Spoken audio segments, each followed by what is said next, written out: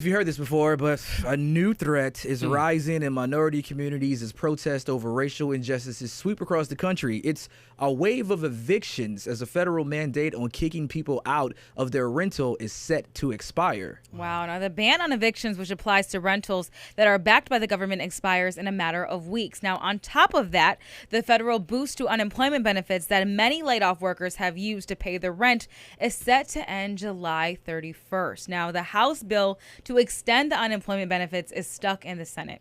Here to give us some tips on navigating through this new normal is employment attorney and mediator Angela Reddock Wright. Welcome to the Black Report, Angela. How are you? Yes. Thank you. Such a pleasure to be here. Thank you so much. Now, what are some of the options people have if they are still jobless and face eviction? Well, we know we've now been in this crisis for 3 months that had the crisis being COVID-19 and now many other issues from that we've seen with the Black Lives Matter movement and so many other civil rights and for things that people are pursuing.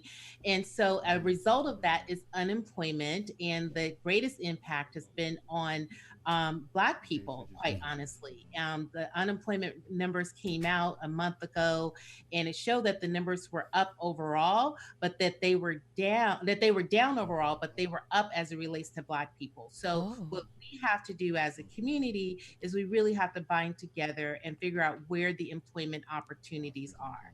And in doing that, there are many companies now that are offering opportunities for Black folks in particular to be retrained, to look for opportunities to be coders, and to work in what we call this new economy. So I think we have to come out of our funk for, we definitely are all grieving and all going through a very tough time. Yeah. But we have to do what we do best and lift our heads up and embrace and look for the new opportunities to work, perhaps in fields that we never thought about. That's true. That is true. Now, Angela, if Congress doesn't extend unemployment and provide an eviction extension, how will this impact our economy?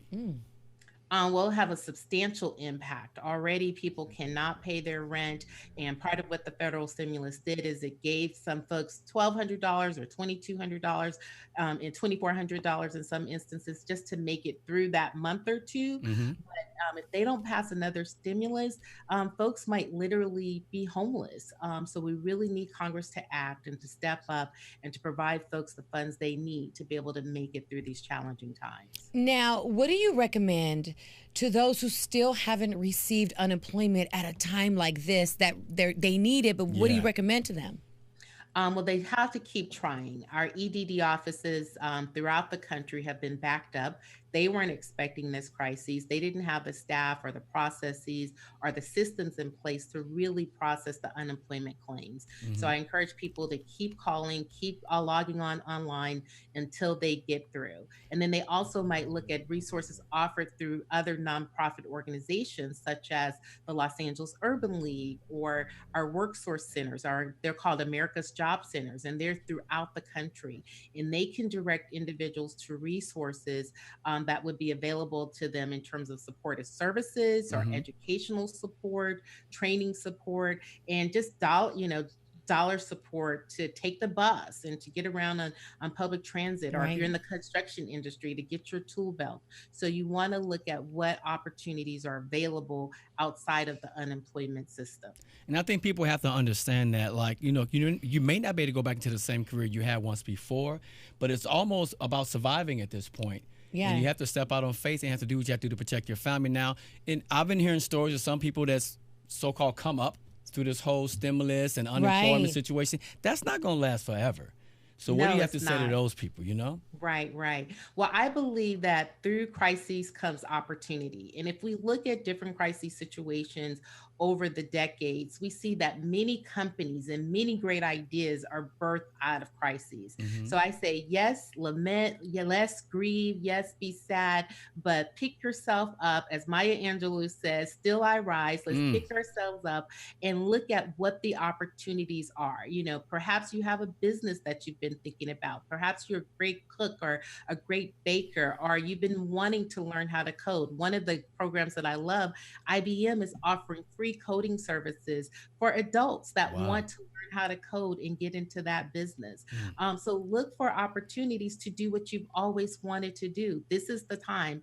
And so many companies, in light of the Black Lives Matter movement, are stepping up and providing dollars to support Black people and people of color in particular. I even heard that there's some Ivy League colleges that were offering free online courses throughout the COVID-19 pandemic to help out, and it's free. Yeah. And I think that if you have that time, then because we have to reinvent ourselves to jump right back into the workplace. Absolutely. For sure, for sure. Yes, Harvard, Yale, Princeton, Stanford, all of them are offering great courses. And even our HBCUs are offering opportunities to take courses that you would have never had an opportunity to take. So crises creates opportunity. Yeah, yes, Don't it be does. down and out. Take advantage of all that's available at this time. Yeah. Now, what is returnship? Let's talk about that. Yes. So returnship is a great example of a way to reinvent yourself. Think internship. We know internships are normally for college students or high school students that are looking to learn about a particular job or a field, where a returnship is an internship for an adult, someone perhaps who was laid off from a certain industry and that industry is not coming back, but they want an opportunity to work in a new industry. One way to approach that, besides getting, actual training, is perhaps to approach the company or the industry that you're interested in working in and say, hey, I just want to spend a week here, a month here, shadowing somebody in a returnship to learn what this job is about and how I may be able to access opportunities in this particular field. Now, can I ask you, in your personal opinion and your experience, for companies, people go and say, hey, listen, I want to try out and I want to really have this opportunity to have a returnship. Are companies open to that? Yes, they are. It's actually a thing, and there are websites that list companies that offer returnships. But if the industry you want to go in, if you don't find a company that actually offers a formal program, create your own returnship. We have LinkedIn, we have Facebook, we have Instagram. If you see someone doing what you want to do, what's the risk of just reaching out to them? The most that they can say is no. And, and you keep, as you get many no's, but eventually they will turn into a yes. There will be someone who will say, yes, I would like to help you. And yes, you can shadow me, or yes, you can spend a day with me learning what I do. And perhaps they'll direct you to the resources as well to pursue it. That is awesome, so important. Awesome. Now, what are some employment resources websites people can actually go to? Yeah, because you said it, but do you have the website? Right. Well, for the returnships, I would just do a Google search. There are several companies out there and organizations that are helping match people with a returnship. So start there and try to match it to your state. In terms of unemployment resources, you definitely want to check the website for your state EDD. In California, for example, is ca.ee. ed.gov. You also want to log on to the Federal Department of Labor website, and that will lead you to the America's Job Centers, or the workforce centers throughout the country. And those are the government-funded agencies that have job opportunities listed. They have training opportunities and other resources to help people get to work. So at the top of the list, I would include those two websites. Now, is now the time to launch that business plan folks have kept tucked in the back of their minds as they work that 9 to 5? For sure. Especially because it's challenging to start a business, but it's also very easy because the world has moved online.